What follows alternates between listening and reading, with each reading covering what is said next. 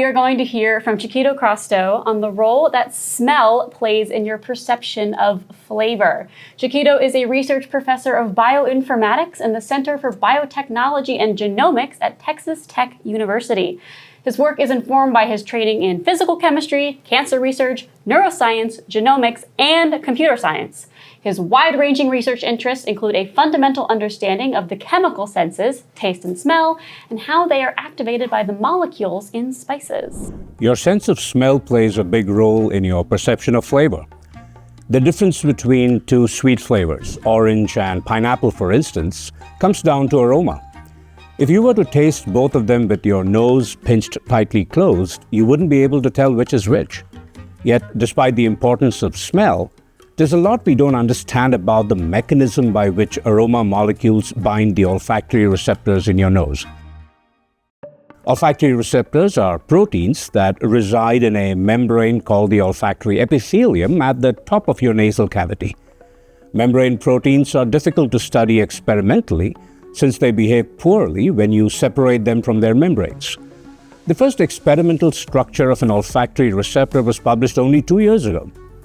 Some of my previous work has involved computational modeling of these proteins based on their sequences to try to visualize how a small molecule acts when it's in the binding region of a receptor.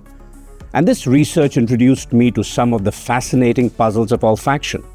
For example, smell molecules that look very different from each other structurally can activate similar smell perceptions. So I decided to look at odorant molecules to see if I could find any patterns or fingerprints associated with certain smell profiles.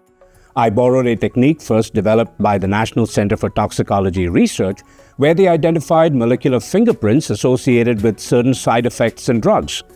They do this by looking at NMR chemical shifts and interatomic distances, regardless of bonding arrangement, to search for structural electronic similarities. Now, my student collaborators and I are adapting that approach to analyzing the scent and taste molecules. A high school student named Caleb Albers has looked at molecular fingerprints for sweet-tasting molecules. Hira Bhayani, now a Ph.D. student at Iowa State University, developed software to go beyond atom pairs to atom triads and tetrads. And another former student, Sona Thomas, chose to analyze flavor compounds from spices. I will let her tell you more about what that work involved. Thanks, Chiquito. My name is Sona Sara Thomas. I earned a master's degree in interdisciplinary studies at Texas Tech University last year, and now I work at Natera in Austin. My dad is a spice merchant, so I thought it would be interesting to do some research on the compounds that give different spices their unique flavors. I used an online database to find 34 compounds derived from spices that have well-defined flavor profiles identified by smell and taste experts. My goal was to look for pairs of matching atoms across different compounds to explain why they have similar primary flavors even though their molecular structures are different. To do this, I ran scripts to calculate all the interatomic distances between carbon atoms in each molecule. If the distance between two carbon atoms was the same within 1/10 of an angstrom, and if their chemical shifts were the same within 1 part per million, we labeled that as an atom pair match. To ensure that this analysis was as accurate as possible, I used optimized geometries to make list of the location coordinates and theoretical NMR shifts of every carbon atom in each molecule. Here are some pictures of what we found. The solid lines represent matches with molecules that have similar flavor profiles. Red is for spicy, blue is for sweet, yellow is for citrus, dark green is for bitter, and so on. For example, gingerol and piperine are both classified as pungent and create a sensation of heat in the mouth. They have this long-distance atom pair match, even though their carbon backbones are different. Interestingly, we also found matches between molecules that have different primary flavors, which are represented by dotted lines. For example, here are cinnamaldehyde and saffarole, which are both primarily sweet and spicy. But if you were to taste them, there would be no question that they are different from each other. In this study, we also found atom pair matches in cinnamaldehyde for bitter taste and a match in saffron for woody smell, which could help explain the difference in their flavors. This was an exploratory study with small sample, but it holds promise as a way of understanding and predicting the activity of bioactive compounds. This project showed me how computational tools can reveal hidden connections between molecular structures and sensory properties. It inspired me to pursue future research that bridges computational chemistry, biology, and data science to better understand and predict the activity of bioactive compounds.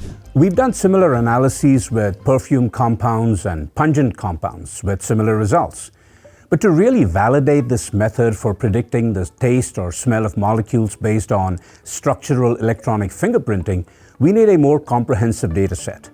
My students and I are exploring the possibility of using machine learning to sort large lists of compounds into clusters of predicted activity based on atom pair matches. We'll start with a blinded analysis where I give my student the location coordinates and chemical shifts of the atoms in a molecule, but not the compound's activity, to see if he can use machine learning to sort them into groups that make sense. Even if we are successful, understanding the mechanisms of olfaction remains a big challenge. Odors like green apple or buttered toast typically come from complex mixtures of molecules, not single odorants. And what we smell also depends on perception, which differs between individuals.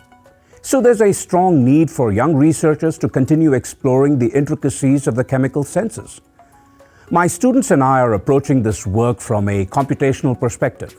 We're trying to provide a mechanistic glimpse at the molecular level of the sensory perceptions that people experience naturally.